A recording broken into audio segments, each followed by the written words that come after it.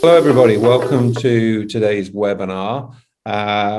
Today we have two companies on the webinar. We have Microart and we have Berlin KraftWorks. Before I introduce our panelists, all of which you can see on the screen here, I just wanted to go through a few housekeeping things.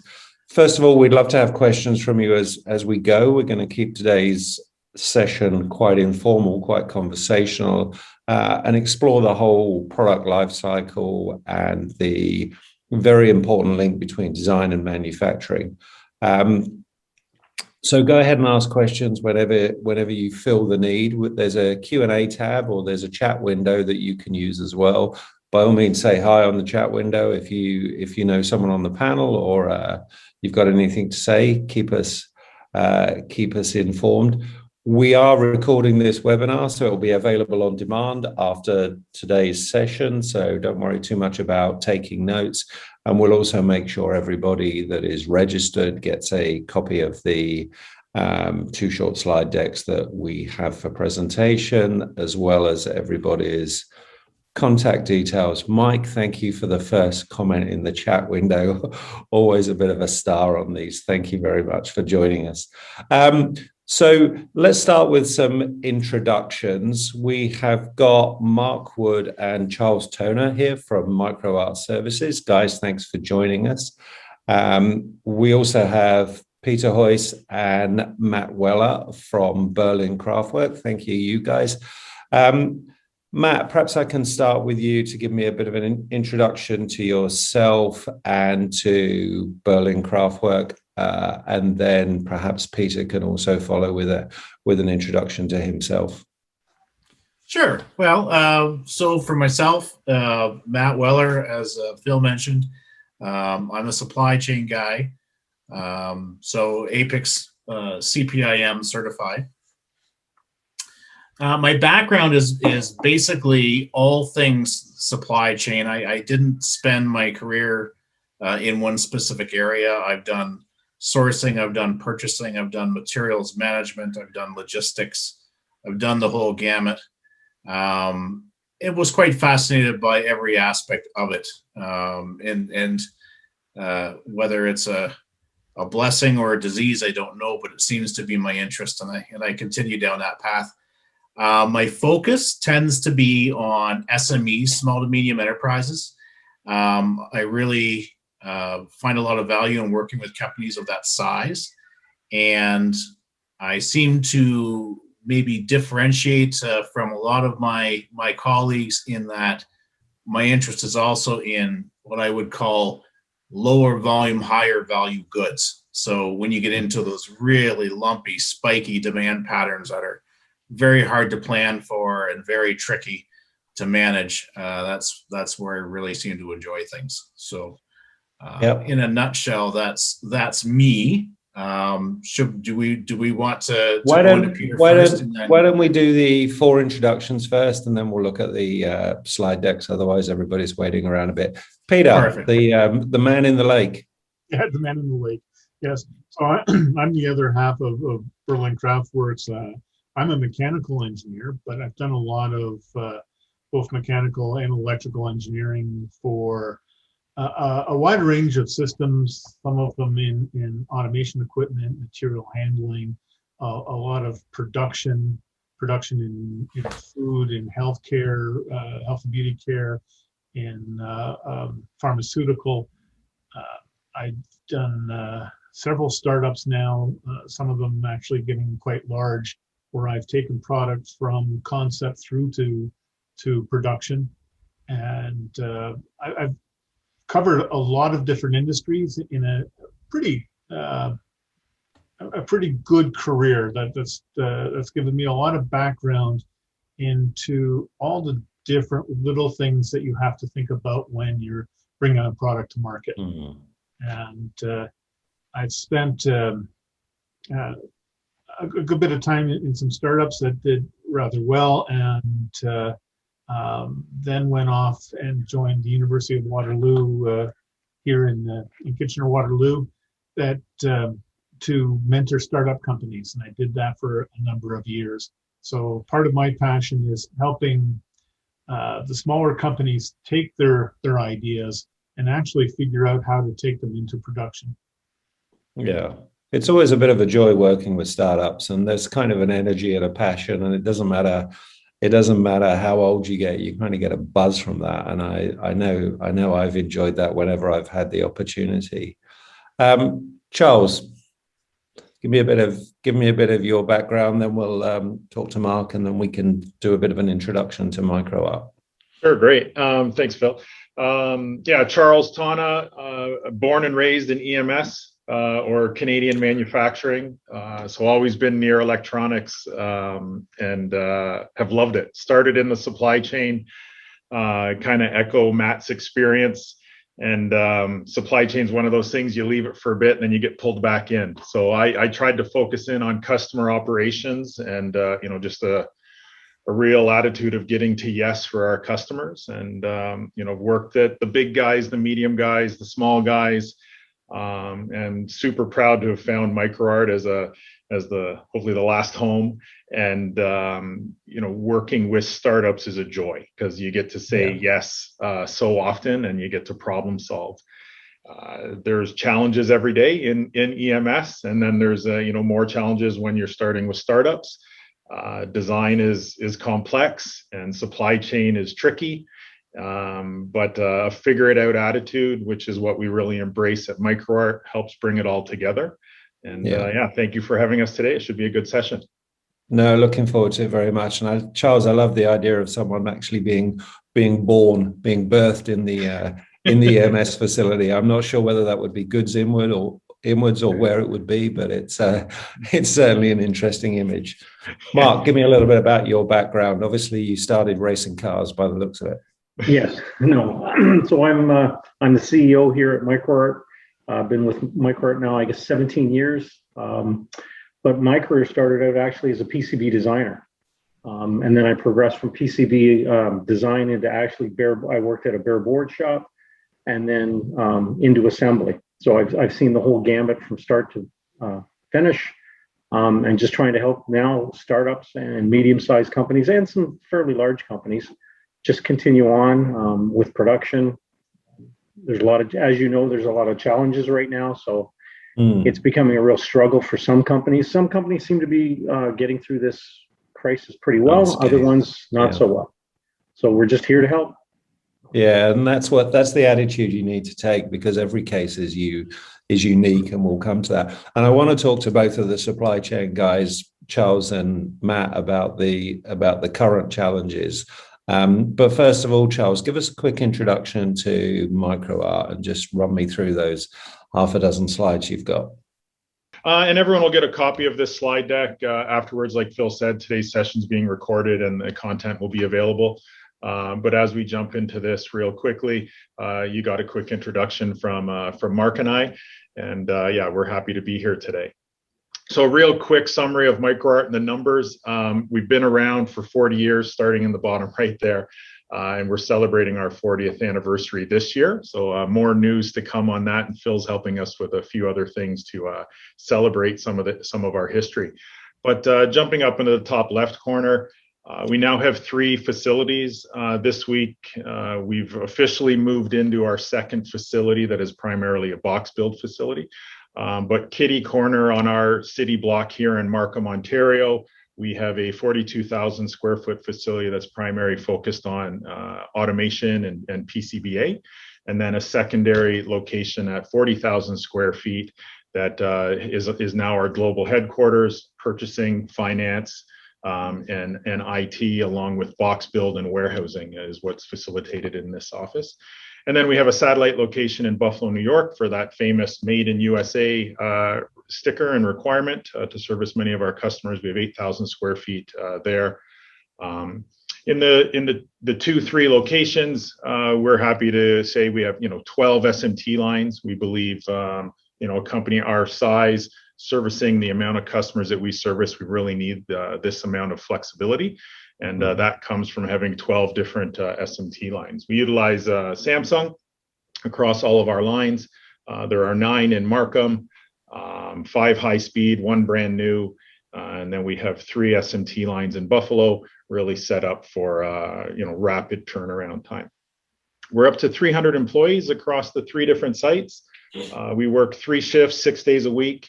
On a monthly basis, we're shipping about 1,000 products each month. And, some of these products, they're an inch by an inch, and other products are 750 pounds.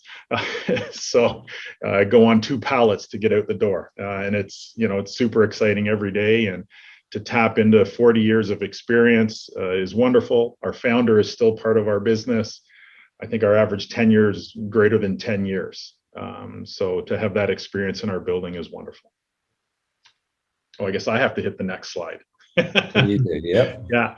So like many in our space, we have what we call the table stakes, but in the EMS industry, our attitudes and our values is what differentiates us.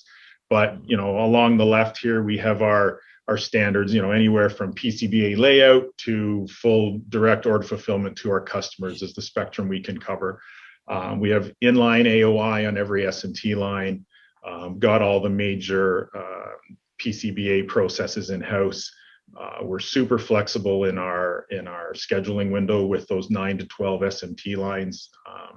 Regularly, we'll do a 24-hour turn. We actually have one of our lines on standby. It probably runs once or twice a month for a 24-hour rapid prototype. And, we're happy to have that flexibility under our roof. We're part of IPC. We've got several of the different certifications from aerospace to military to medical, IPC, and so on. But, most people have probably scanned the slide already. But any questions on this kind of stuff, we'd be happy to dig into further. Microart, it's been a story of growth, and it's fun to work alongside Mark. Excellent energy. Just he has a Henry Ford favorite quote. I don't know if he wants to spit it out now or later, but what is it, Mark? If you're not growing, you're dying. Yeah, exactly. Wow, what a slide. As a guy, talking to customers every day and talking about growth, people want to be around growth, and what a great curve. And we're committed to it. So most of our budget for this coming year is all about investing in growth, infrastructure, systems, and tools. But you can see a little bit of a roadmap here. Just last year, we crossed the $40 million mark, and looking for that, repeat double-digit year-over-year growth. So a little bit of our history there in the buckets. Just 10 years ago, we were only 20,000 square feet with 90 employees. So an excellent journey to be on. And now we're sitting here looking at robotics and looking at AOI back-end testing and this nice growth of employees. So it's a fun place to be around. Some of the advantages of Ontario or of Microart, some of our philosophies, we no temporary employees, everyone's part of the family. We're committed to our people, and our people are committed to us. In Canada, we're protected by a lot of these tariffs. The weakness of our dollar against the US dollar is always an advantage. Now this global purchasing footprint that we have, feet on the street in the low cost regions, a pretty broad team. We have 15 purchasing people, or customer service reps, as we call them here. And we've got a very big global reach there, which is a great assistance to our customers. We're proud to say, we live in Ontario and we do get a lot of snow, but we haven't closed for a snow day in our history. And I think that's wonderful. If it's not safe, we don't want our people to work, but a lot of our people, if it's not safe, we don't want our people, driving through really miserable conditions, but a lot of people are very close, and it's just one of those things that we're pretty proud of. Ontario is wonderful with the power grid, even though in our pre-call we were talking about the thunderstorms that are outside. We don't want the power to go out, but rarely does that happen, for more than a few minutes, and it doesn't disrupt our lines and that sort of thing. And no extended factory closings. We really close for 2 days a year, the Christmas, the New Year's, and keep our operations running to support the number of customers that we do have. Our uniqueness, some of the things that are different about Microart are our value selling points. Each one of our customers gets a dedicated customer service rep, and that customer service rep is responsible for that customer from quote to square production kit. And there's none of this back and forth that where was this part quoted when a customer does give you an order. So we're very, very quick to react and jump on top of customer sales orders. It's not transferring knowledge or transferring to a different department. Once that production kit is squared up, it then moves to a dedicated project manager. And your project manager is responsible for taking the square kit, running it through the process steps, starting at SMT or wherever it starts, through to shipping out to our customer. That's something that gets highlighted every time we do our customer sat surveys. And that service, we measure repeat customer orders and repeat jobs, and we're north of 80%. So we're pretty proud of that. And we really want to be known as those guys that, you can come have beer and wings with us, shoot the shit and get stuff done. And, it's transparent. There's nothing to hide. Transparent pricing. We don't have minimums. Last year, smallest customer, sub $500, a few prototypes. Largest customer, 3 million type of deal. So, we've figured out a way to work a model and a system to service those needs. It's again, I'll say one last time, it's fun to be around. Yeah. With our medical certifications, we have a fully traceable supply chain. In today's markets, that's becoming very important. Knowing the source of where materials are coming from. We live for quick turn prototypes. Again, that SMT line that's on standby to support the 24-hour turn. And really the values we want to be living every day is this grit. We want to be on the sports field, almost clawing our way across the finish line to figure it out, being very respectful, open, and honest. And it's how we want to behave every day with all of our partners, whether it's on the supply side or the customer side. Our tagline, we get it done, we get it right. And we're going to bend over backwards until that's happened. It's not that we don't make mistakes, but when we do, we fix them. And take that learning to the next job. So I think the last slide here is just, our contact details. And and I think some of the things that stand out to me is that 82% repeat business, Charles, and that's because of that can-do attitude and that gritty attitude, and that's important. And the speed at which stuff gets out of the door and having that dedicated line for prototypes is really important, and we'll come on to that when we talk a little bit about the design. Matt, perhaps you can give us the 5-minute tour of Berlin KraftWorks and how that came into being. So, Berlin KraftWorks, well, we are an engineering company. I'm just going to get this to move forward here.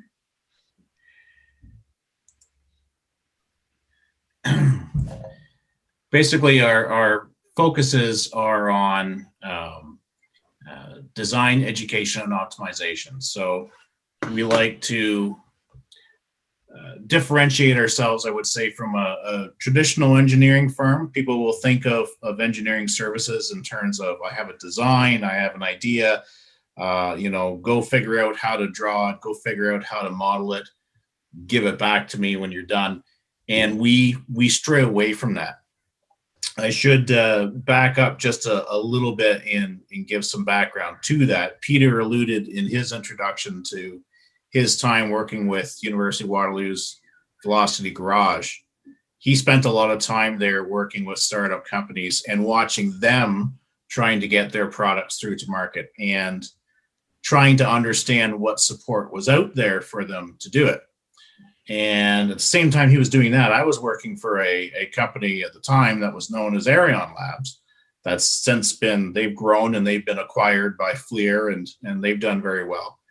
But I was in the supply chain role there, and I was responsible to take a company that basically had no supply chain and develop it up to the point where it could support an investment, which we did. But I had a similar experience to Peter, which was we couldn't find any really good resources either on the supply chain side, and he couldn't see any on the sort of the how do you go to manufacture side. And we had a successful story. Peter could probably tell some that he saw that were not so successful because there wasn't any kind of real support available. And certainly any sort of support that we could find more or less was focused on the idea that you already knew what you were doing. You just simply needed help to get there. So you already knew you needed a product. You just simply needed someone to design it for you. You didn't figure out how to start you from zero. So we went through and we decided we needed to put something together to sort of respond to that. And that's when Berlin KraftWorks was born. And no, we're not a craft brewery, although we do know how to make beer. But the name harkens to Kitchener. We're based in Kitchener-Waterloo. Kitchener was once known as Berlin, Ontario, prior to World War I. And we have a very, very rich manufacturing heritage here. And part of the mark of pride from products that came from this area is they did have a stamp on them which said made in Berlin, which was a mark of quality. And it was a well-known mark of quality. And we sort of pay homage to that heritage that we have here.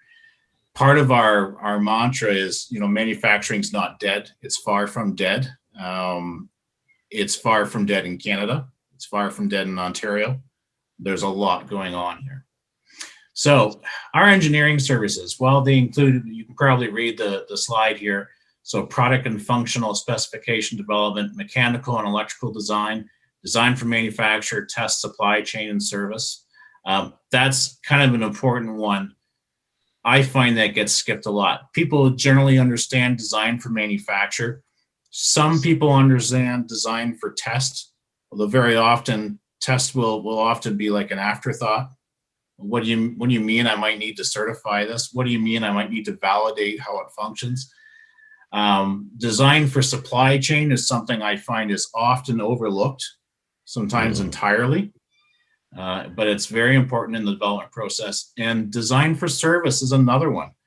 I'm sure there are people listening to this who may have their own service horror stories, or could certainly relate to some. And there are definitely ways that you can head that off before they happen in a lot of cases. We help with production processes, revision change management, development of requirements for tests and certification, packaging and quality control.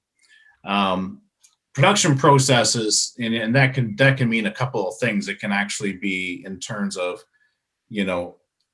how you're physically doing production within your abilities. So sometimes people will ask us to come in and help them figure out, come and look at my assembly line. How am I putting this together? So like a manufacturing engineering type of analysis.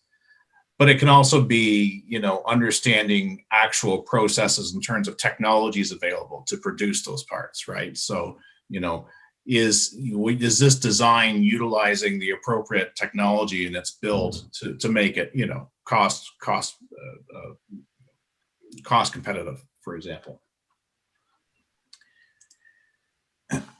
So on the operations side, and this is a lot of the part that I head up, but before I get too far into it, I will actually say that you can't get too far into operations without considering the engineering as well, because anyone who's ever been through any kind of an operations optimization process will know that you can get some mileage, you can get so far, but eventually you're going to hit up on things that are going to be dependent on the product that you're producing itself, where unless you're able to change those elements of that product, you can't really go any farther, right? It is what it is.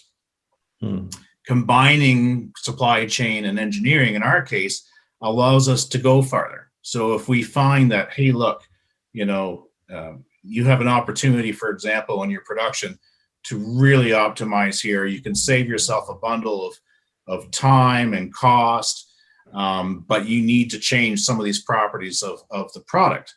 Well, we are certified in engineering to do mechanical design, electrical design, so that we can actually do what may need to be done to that product in line with how we're optimizing the operations, in one shot sort of thing, and get the most value out of it.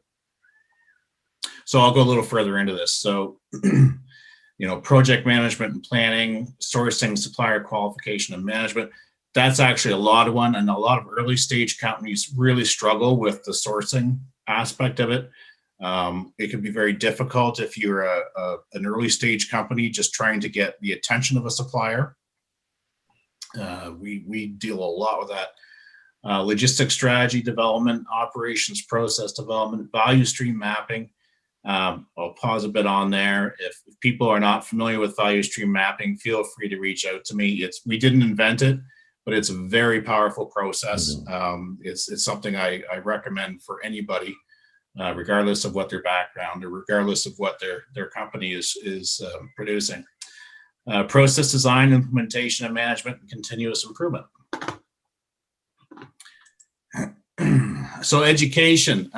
One of the other things that sets us apart is we don't like to take things away behind the curtain and then bring them back when they're done and say, there you go, here's the bill.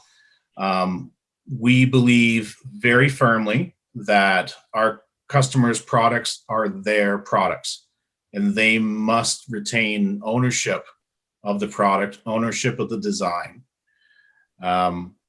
With that ownership, they also have to have responsibility in the design. So as we go along, when we're working with them, there's going to be questions, we'd like it to be this way. Can it be this way? Does it need to be that way? What's the implications of this decision, of that decision? What's the cost of this decision, of that decision?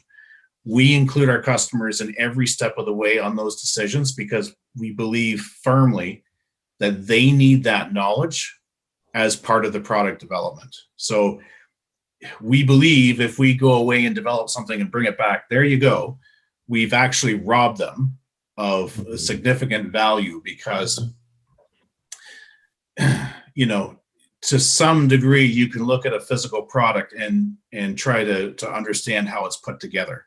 And some people can sort of look at that and reverse engineer it or whatever else.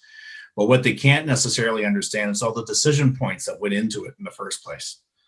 And we really believe that's where a lot of competitive advantage comes from when trying to understand how to produce those products. And that knowledge needs to stay with our clients. It's not something we should take away or keep for ourselves. So we accelerate ideas and mitigate risk by putting our experience to work. So, we have a team, it's Peter and myself, and we have a team of other professional engineers and supply chain people who love what they do, passionate about what they do, have years of experience at what they do, and they're not afraid to get their hands dirty. So we're not the kind of people where we sit back and say, you should do this and that and this and that, and good luck with it, and let us know how it works out.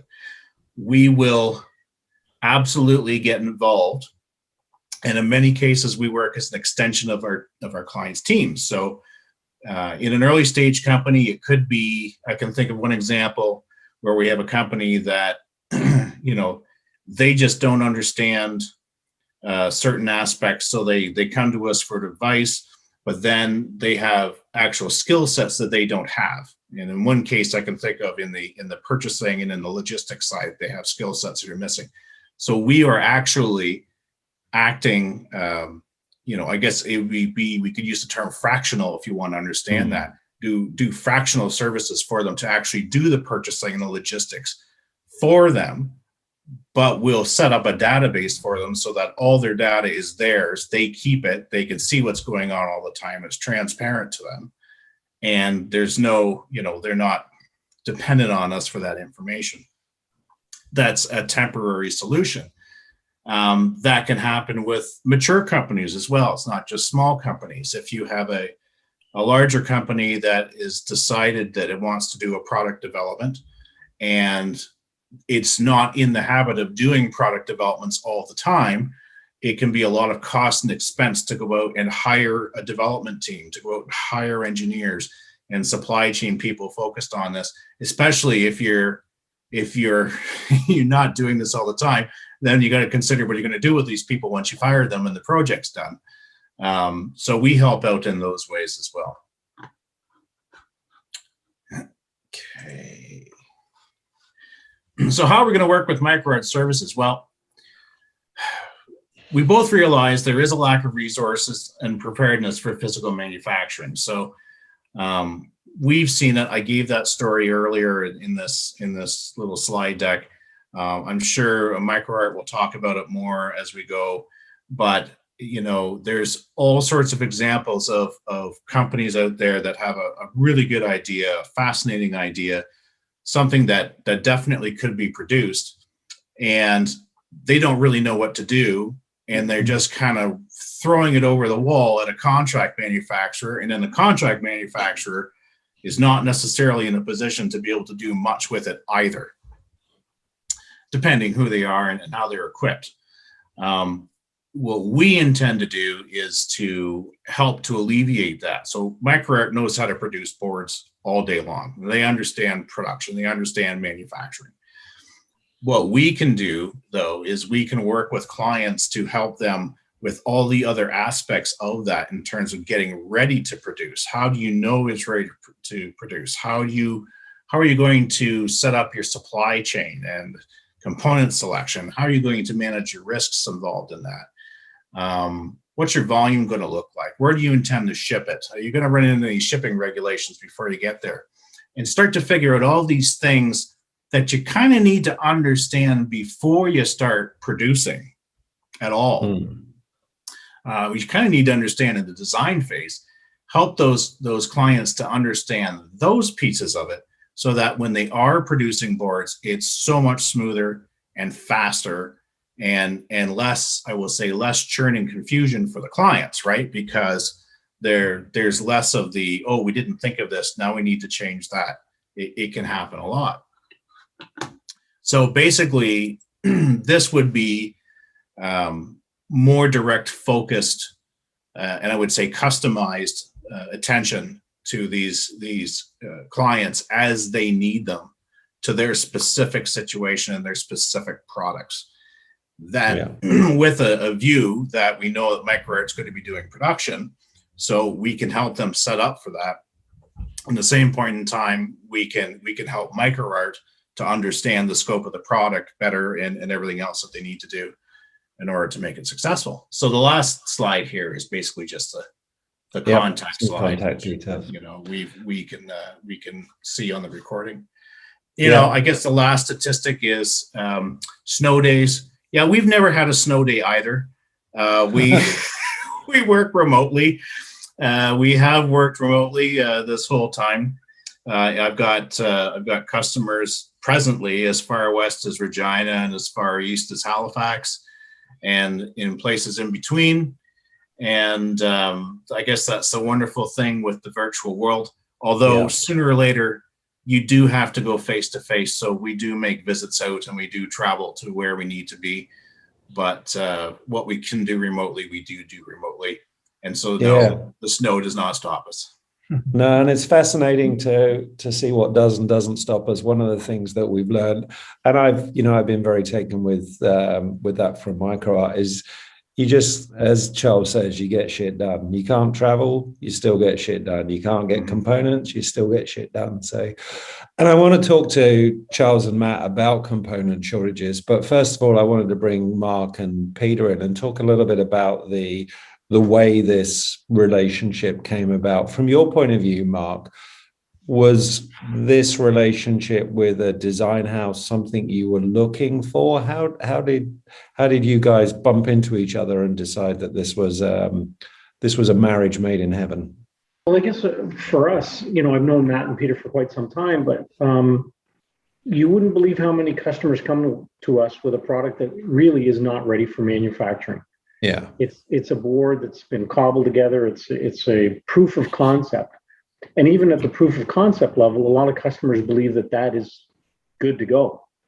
And it's kind of a shock to them when you tell them that it's not, and that they might not even be able to get some of the parts that they've cobbled onto these boards.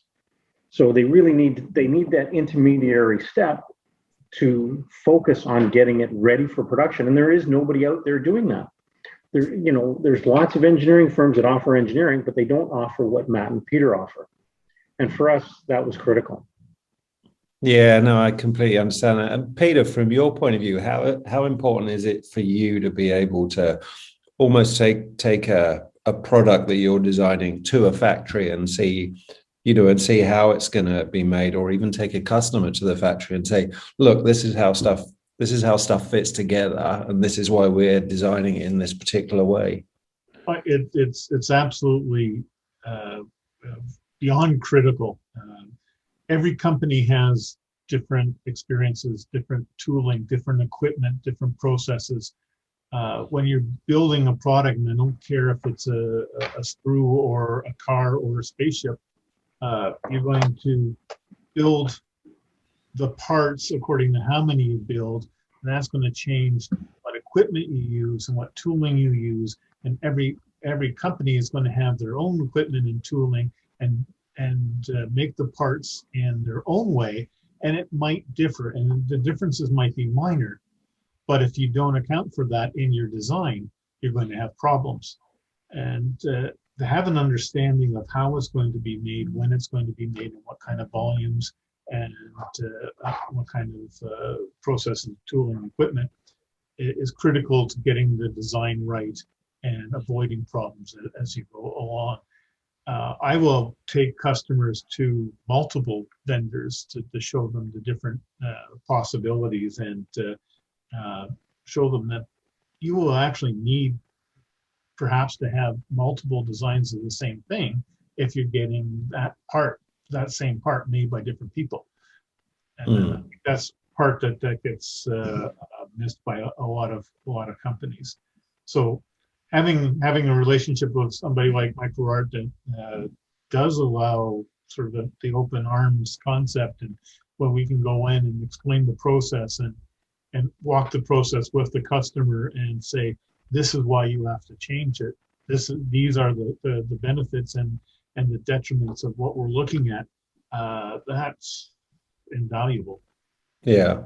And having that feedback loop, and actually be able to have Mark and Charles say, hey, if you were designing in this particular direction, or we've got this new system, or we've got this new process, that's going to have a big impact. Matt, you talked about design for manufacture, which sometimes I think is such a broad topic. It encompasses so many things. And you think about design for supply chain, design for test, design for specific processes. One of the terms that I've been hearing recently, and partly because I've been saying it quite a lot, is this idea of design for disruption. And we're in this world where we're getting constant disruptions. Everybody talks about the pandemic, but before the pandemic, it was the trade war. After the pandemic, it's the component shortage issues. I'm guessing you and Charles have both been living component shortage issues recently, and that has an impact on design. How do you try and build that into the DNA of a design, so when something is disrupted, you can deal with it?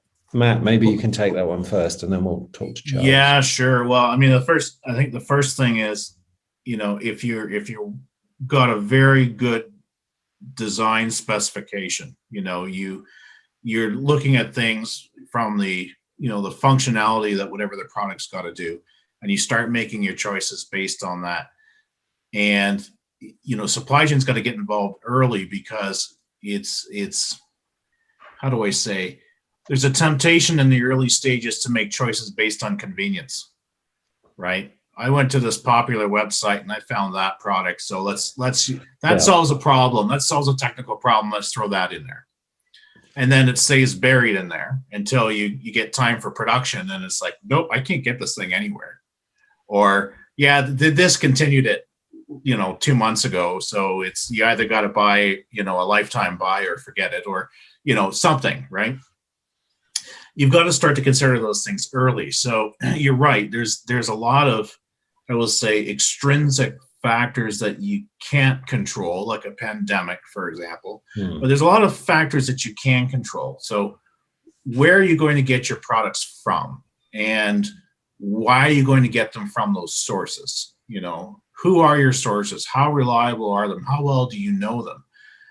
If this is not your first time developing a product, then you should theoretically have a supply base that you have information on, and you can say, these are my good suppliers, these are my bad suppliers. Let's start getting strategic about where we're getting them from. If it is your first go around, then you have to do your diligence on kind of everybody that you're working with. That has to be balanced with the value of what that exercise is.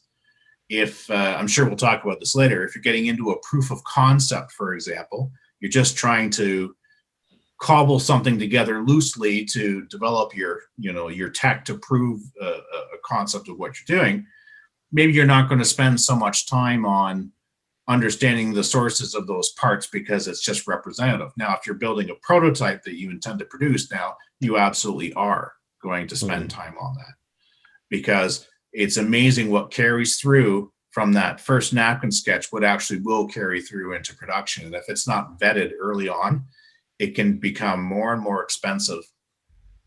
So evaluating risk, and we've heard so much about risk management over the past months now, and what does that even mean? I heard one person say there's no such thing as risk management. You can't manage risk, you can only respond to it. So there is some truth to that. So I think another aspect to that in light of that is agility, right? Don't box yourself in so tight in a design or in a component where it's it's absolutely got to be this or nothing. You'd better be so sure that your reasons for doing that are absolutely crucial before you do that, because as soon as you do that, you're just at the mercy from whatever might come your way in the tide. So yeah.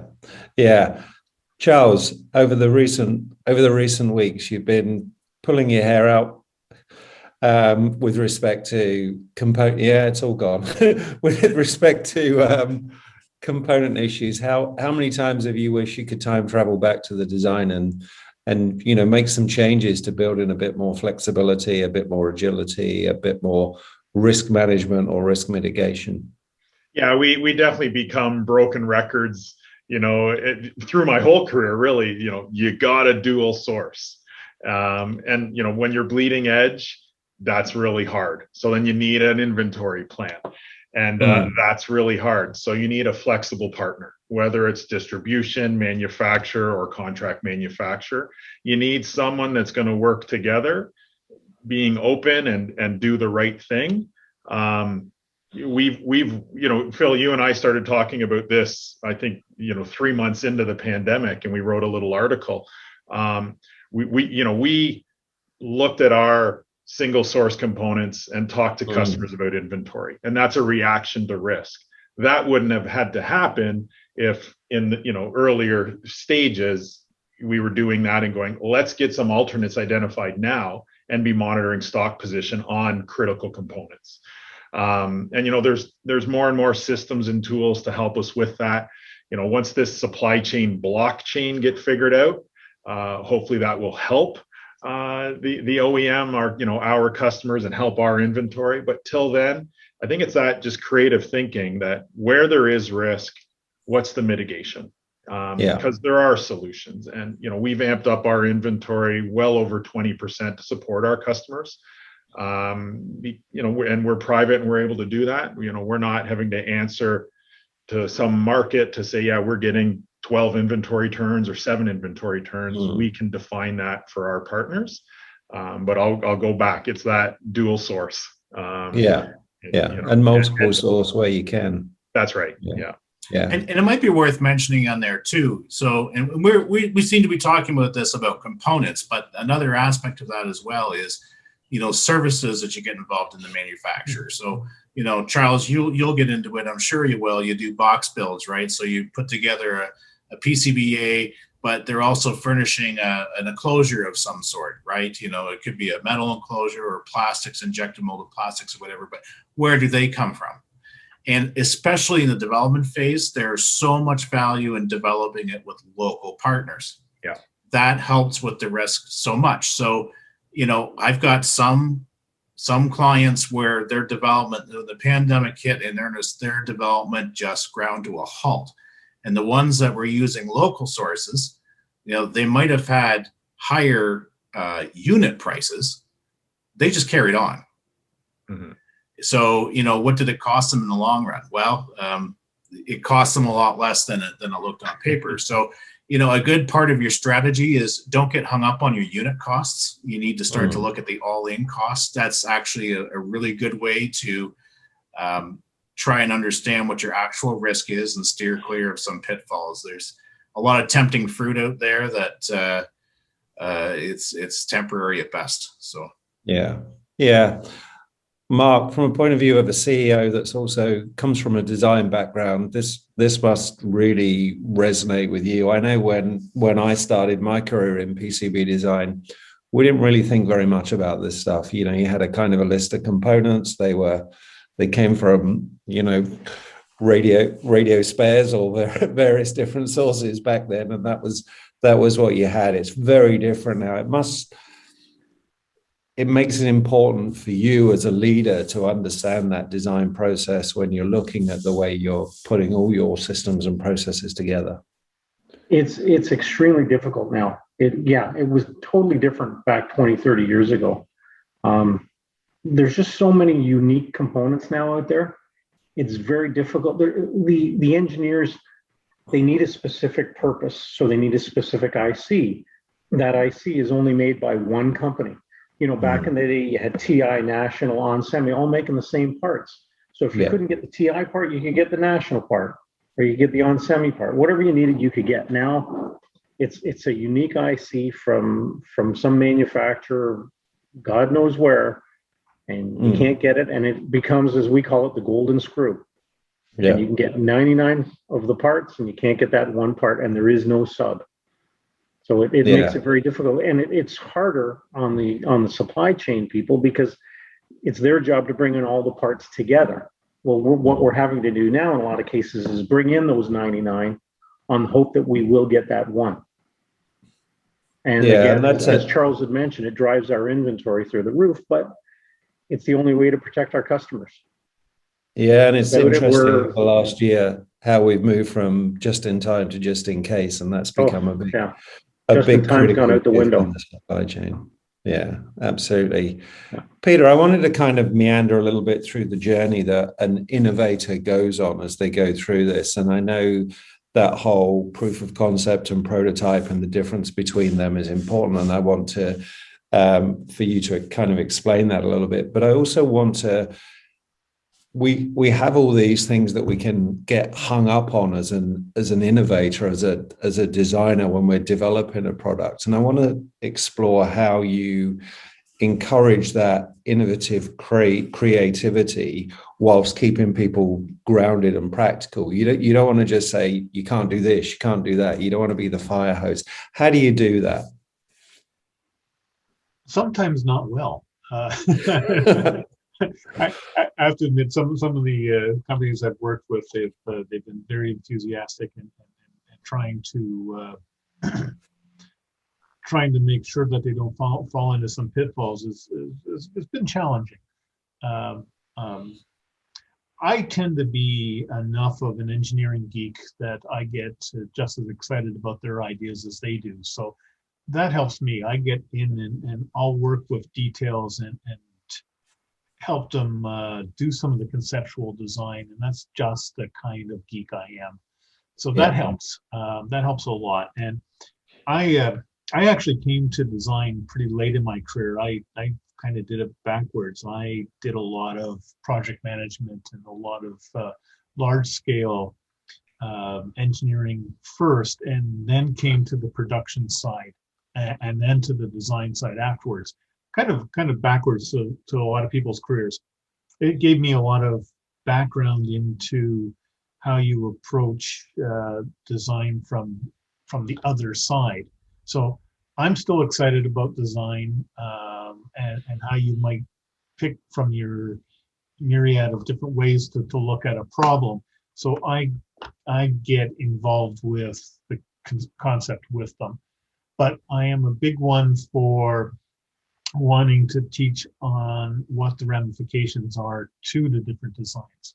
So it's fine to do the duct tape and breadboard design and slap it in a cardboard box and prove that that you just built a transporter. But at the end of the day, to say, yeah, now we have to take this and we're going to have to look at how to build it and make that a teaching exercise. That works rather well, especially with the younger startups that we tend to deal with a lot in this region. Keep them excited about not just the concept, but how to deliver the concept. Yeah. Maybe a little bit too heavy on the philosophy, but no, absolutely important. And just so I understand that difference between proof of concept, that's the breadboard in the cardboard box. That's the Back to the Future DeLorean that travels in time, and then the prototype is the actual DeLorean. I guess never felt like a production car to me. Always felt much more like a prototype. Yeah, I feel that prototype is one of the more misused words out there right now, and everybody says that anything they tinker together is a prototype. I like to differentiate it and say the prototype is the last version that you build before you go into production. It is the design that you base production on. So as you get a proof of concept and you cobble it together the best you can, prove you have a product, prove that there's a market for it, that you can sell it, that it's a viable business. That part's all really, really important. But then take that proof of concept and build towards a prototype, which includes all the things like DFM and DFT, which we like to call DFX, because X is just one of very many things that we have to consider and make that a teaching exercise. And that prototype then is the last thing you build to say, this is what we can take to production. Yeah. And Mark, is that prototype what a lot of people come to you with, or do they quite often come to you with the cardboard box full of parts and ask you to make that? We see lots of cardboard boxes.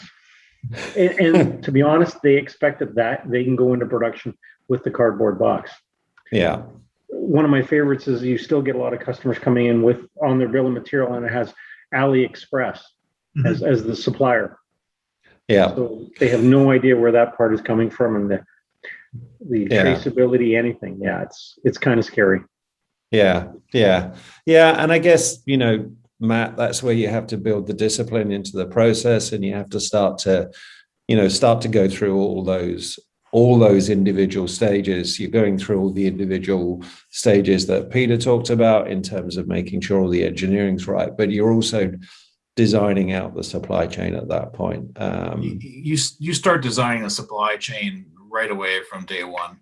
And, I try to put up bans on, I would say, AliExpress. I shouldn't mention names. There's another website that's very popular that some people refer to it as the jungle website, because there's, a jungle that has a similar name to it. These are not sources. Yeah.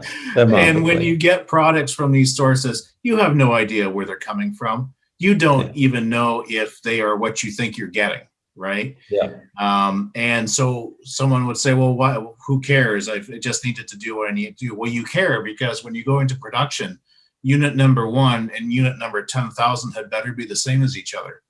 You can't have 100 different variants of what you're building, because every damn one's got something different about this component that's inside. Yeah. It also costs you a fortune, because Mark made the example. He's smiling because he knows it. He made the example before about you get a specific IC. Well, that specific IC isn't a problem, except for the fact that the board it's going into has probably been engineered around that specific component and its properties. So if you go put something else in, it's not going to work. So you'll stop quick if you have no consistency in your parts. We can take that a step further. If your product that you're buying off of some East Asian website says it's the same, but the next batch is slightly different, having a mounting hole in a slightly different location can bring your production to a halt. Yeah. One screw can absolutely stop you, and that's a sad day when you discover that. So how much attention and concern are you going to give to that? Well, ultimately, it's got to be driven by the business case at the top, and everything underneath supporting that has the focus back up to it and support it, right? So if I'm cobbling together a proof of concepts, I might not be as concerned about that, but I'm still going to ask those questions. And I've seen people cobble together proof of concepts, and I'll see them on, AliExpress of, what are you doing? Yeah. Well, I need it. Well, don't get it there. Yeah. Ask me. I'll point you to some real sources where you at least have some consistency of what you have, because it's amazing what gets born in an early idea that does stick around all the way through, and then it becomes a problem. Yeah. Yeah. Mistakes made early can be expensive and can last a long time. Well, they have a compounding effect too, because follow-on decisions, you learn to accept that one parameter, and then your decisions around it are almost enshrining it after a while, and it compounds and compounds. So yeah. I wanted to ask Mark and Charles, from a point of view of Microart and from a point of view of the manufacturing, this relationship's changed over the decades, hasn't it? When you look at the original EMS kind of box build, it was here's a box of parts, here's a PCBA, go build it. Now you're into a much more collaborative relationship. Talk to me a little bit about that, but also about the importance of proximity in that. And I think we're seeing this trend of rethinking some of this globalization and a bit of reshoring going on. How is the design relationship and the relationship, or the much deeper partnership you have with your customers, encouraging that to happen? I don't know if Mark or Charles, who would like to take that one? Charles, you take that one because you have more experience with the working with the offshore. Sure. Well, the first, the first thing I'll latch on to is, we've been super blessed in the box build manufacturing. Most of our growth is coming there. We're really listening to our customers. We listen for the pain point, and the pain point is, I got to get this thing boxed. And whether it's in plastic or, metal, it doesn't really matter. Our expansion to this second footprint is really all about box build. And when we did this at the start of the pandemic, I thought my job would be on the line because I signed a lease. Well, thank goodness I did, because now we had this 25,000 square feet of box build space that is now more than half full already. So we thank our customers for trusting us with the box build. When you look at the labor dollar, the mechanical labor in the full revenue dollar is actually quite small. It's in that 15% range. So you got to look at that as going, okay, you're going to save $7, $8 on every $100 you spend offshore. But having the partners that can look at this and start to go, okay, I don't have to travel, and I get a factory. We're actually branding that. You'll see soon yourfactory.com as our customer portal. Our factory is our customer's factory. We don't build products for us. We build products for our customers. So the closer we can get to our customer and just go, come on in, work beside us, work with us. Don't. This is your factory. Talk to us as if, we're your production team. Don't hide anything, has been the value. And I think, I've got this favorite book by Patrick Lencioni called Getting Naked. That's really all we did. Get transparent, and the customers will love you. Will respect you for it. Yeah. And I had a great meeting with a customer today where it's like, you're helping me build the product, and we're both late, but this is how we're recovering. And it's like, oh, it's so nice just to have, the factory right here. So they're here working beside us, and we'll meet the end customer's goals. You're going to have to be careful with the hook, line of we get naked with our customers. I think, you know, you might run into some challenges there. But how interesting is it to have this vision of you at the factory, you know, working on the line with your customers, and Matt or Peter from Berlin KraftWorks there alongside the innovator making it happen. Is that the dream? Is that where this is all going, Peter? Oh, I would dearly love if it could be, because that's the only way to really ensure success on a product. And we love to work hands-on, so it'd be great for the customer and it'd be fun for us. Yeah. Yeah, and it's that integration end to end. We are almost at the top of the hour. I can't believe how quickly that hour's gone. I feel like we could do another one, so we might have to break into future episodes to get into this a bit more, because I want to go into a bit more detail on the various different parts of the whole innovation journey further down the line. What we will do is we'll send out updates to the people that have registered and follow up on that. But in the meantime, guys, thank you so much for your time today. I've really enjoyed the session. I think I think we've learned a lot about that design process, but I'm sure there's going to be a lot more questions. So hopefully there'll be some follow up on that. But Charles, Matt, Mark, Peter, thanks for taking part. Peter, get off to that lake and get in your canoe and enjoy that. And Mark, you can get in that car and be careful in the snow with that one. Okay, guys, stay safe. Thanks so much for your time, and we'll look forward to talking again soon. Thank you. You too, Phil.